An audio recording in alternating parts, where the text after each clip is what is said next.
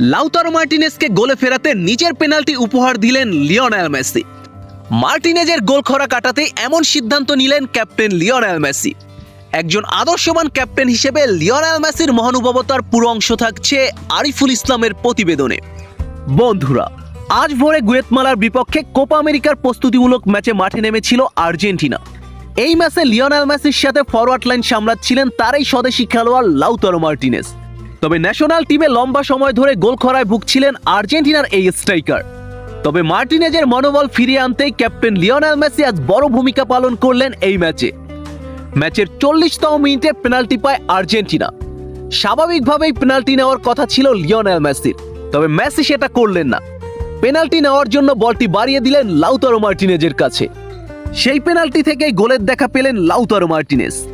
একজন ক্যাপ্টেন হিসেবে মেসি যে কতটা বিচক্ষণ তার বাস্তব প্রমাণ আজকের ম্যাচে।